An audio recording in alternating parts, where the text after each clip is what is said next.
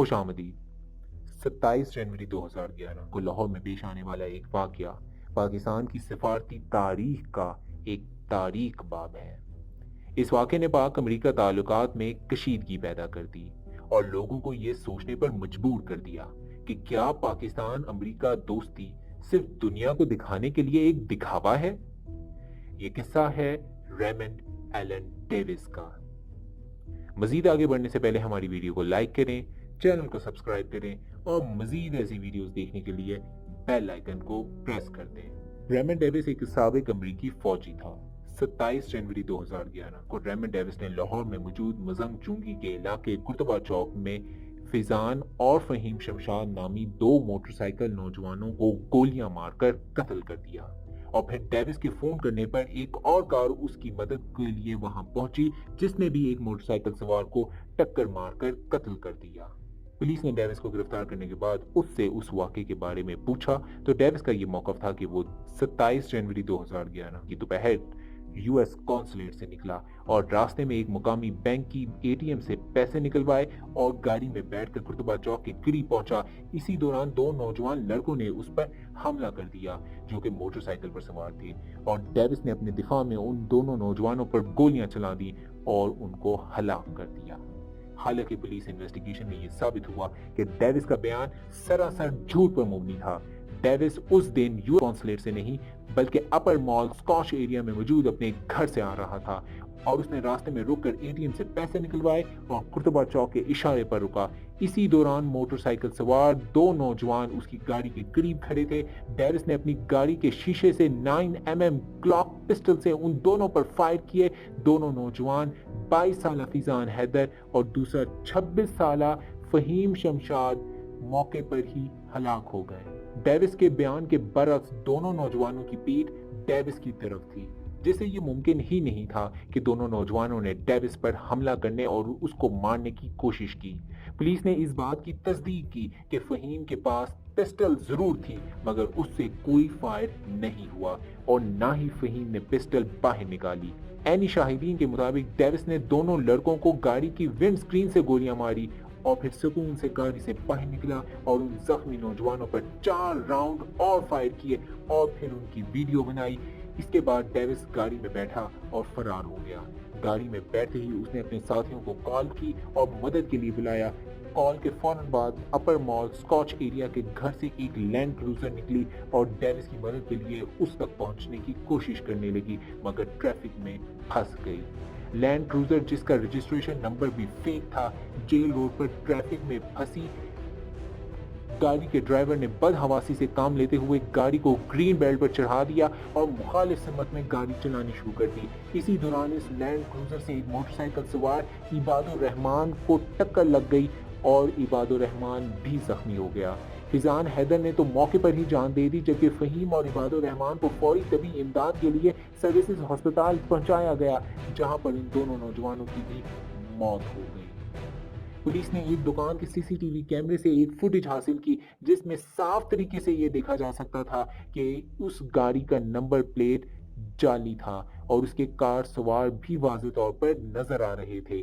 پاکستان کے حکام نے امریکی ایمبیسی سے رابطہ کیا مگر انہوں نے گاڑی اور اس کے کار سواروں کے بارے میں کوئی بھی معلومات دینے سے منع کر دیا۔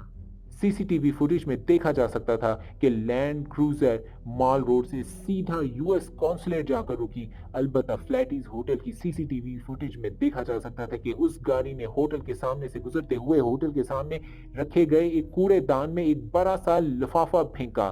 پولیس نے فوراً جا کر اس جگہ سے وہ سامان برآمد کیا۔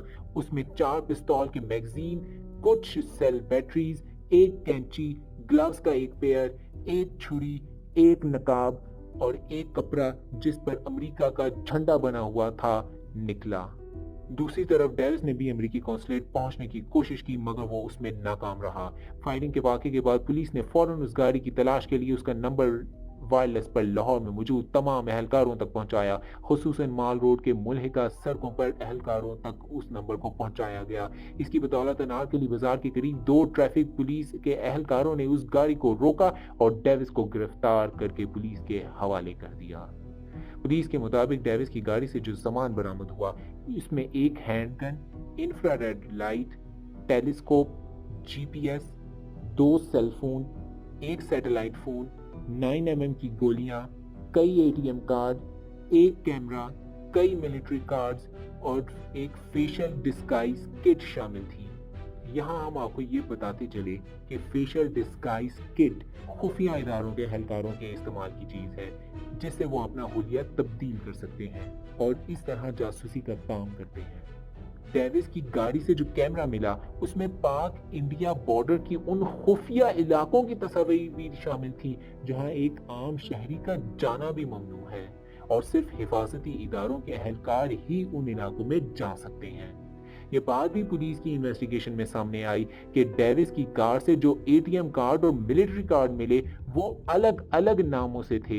ये तमाम चीजें इस बात की तरफ इशारा कर रही थी कि डेविस कोई आम सिफारतकार नहीं था बल्कि किसी खास मकसद के लिए पाकिस्तान आया हुआ था। पुलिस की टीम ने मजीद तहकीकात को आगे बढ़ाया और उन लड़कों के बारे में जानने के लिए पुलिस रिकॉर्ड चेक किया गया तो ये मालूम हुआ कि हैदर का पुलिस रिकॉर्ड मौजूद था और उसके ऊपर 1-2 डकैती के मामूली से वाकयात के इल्जामात थे, मगर हैदर के खानदान वालों और दोस्तों ने चैलेंज किया कि ये सब मुकदमात पुलिस के खुद साख्ता हैं और पुलिस ने दबाव के तहत बनाए हैं। ये बहुत हाई प्रोफाइल केस था और इस वाकये की जो रिपोर्ट सबसे पहले मंजर आम पर आई वो पुलिस टीम के हेड जुल्फकार हमीद की थी। इस रिपोर्ट में लिखा गया कि एनी शाहिदीन के मुताबिक उन मोटरसाइकिल सवारों ने डेविस की कार को रोककर लूटने की कोशिश की और डेविस ने गोलियां चला दी। हैरानी की बात यह है कि जल्द ही ये रिपोर्ट पुलिस की इन्वेस्टिगेशन रूट से गायब हो गई और कुछ ही दिन के बाद लाहौर पुलिस के चीफ असलम तरीन ने एक प्रेस कॉन्फ्रेंस की और बताया कि डेविस की सेल्फ डिफेंस की बात सरासर झूठ पर मबनी है और एनी शाहिदीन के मुताबिक और मौका वारदात की फोरेंसिक रिपोर्ट के मुताबिक डेविस ने बगैर किसी जाहिरी वजह के इन दोनों नौजवानों पर गोलियां चलाई और उनको कत्ल कर दिया। जबकि उस लैंड क्रूजर की तहकीकात की गई तो मालूम हुआ कि इस गाड़ी पर जो नंबर प्लेट थी LZN 6970 उस नंबर की कार सूफी मुनव्वर हुसैन के नाम रजिस्टर थी जो कि साहिवाल का रिहायशी था और उस गाड़ी के बारे में कुछ नहीं जानता था। इस गाड़ी में मौजूद लोगों के बारे में कभी मंजर आम पर कुछ नहीं आ सका, मगर खुफिया रिपोर्ट के मुताबिक पाकिस्तानी हुकूमत ने अमरीकी हुकूमत से इन लोगों के बारे में मालूमात हासिल करने की बहुत कोशिश की, मगर अमरीकी हुकूमत ने साफ इनकार कर दिया और बाद में ये बात हुकूमत की जानिब से खुद दबा दी गई। पंजाब पुलिस के एक आला अफसर ने नाम ना जाहिर करने की शर्त पर ABC न्यूज को बताया कि वो नौजवान जिसको डेविस ने मारा उसका ताल्लुक ISI से था, क्योंकि डेविस पाकिस्तान में अमेरिका की CIA की तरफ से एक खसूसी मिशन पर भेजा गया था और उसके तालिबान से खसूसी ताल्लुकात भी थे, इसलिए ISI के अहलकार डेविस की निगरानी कर रहे थे। इसके बाद इस केस में मजीद क्या हुआ, क्या डेविस को पकड़ लिया गया या उसको छोड़ दिया गया, ये सब और बहुत कुछ जानने के लिए देखिए इस कहानी का अगला हिस्सा। आपको हमारी वीडियो कैसी लगी? वीडियो पसंद आने की सूरत में वीडियो को लाइक करें, चैनल को सब्सक्राइब करें और नीचे कमेंट्स में अपनी कीमती राय से जरूर आगाह करें। बहुत शुक्रिया।